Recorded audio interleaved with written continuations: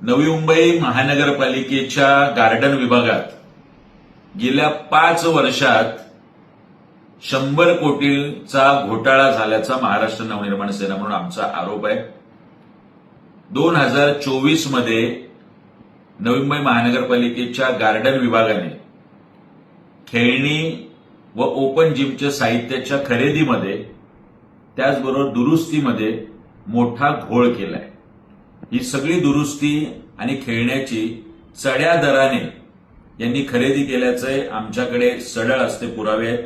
सोबतच जो सर्वसमावेशक टेंडर काढलेलं आहे ते सुद्धा 18 कोटी जास्त दराने या कंत्राटदारांना देण्यात आल्याचे पुरावे सुद्धा महाराष्ट्र नवनिर्माण सेना म्हणून आज आम्ही लक्षात आणून दिलेत.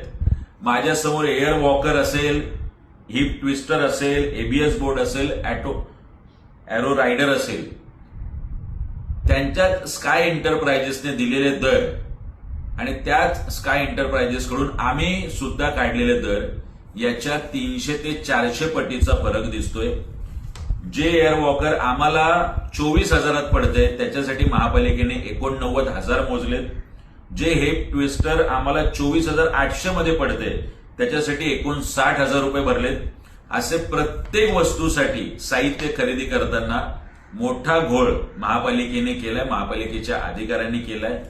महाराष्ट्र नवनिर्माण सेना म्हणून आमची आयुक्तांकडे आणि सोबतच राज्य सरकारकडे विनंती आहे, याची निपक्ष चौकशी झाली पाहिजे, दोषींवर कडक कारवाई झाली पाहिजे आणि गार्डन विभागातल्या या घोटाळ्यासंदर्भात संपूर्ण 5 वर्षाची श्वेतपत्रिका राज्य सरकारने काढावी, तरच या दोषींवरती कारवाई होऊ शकेल आणि या घोटाळ्यासंदर्भात नवी मुंबईकरांमध्ये जागरूकता होऊ शकेल.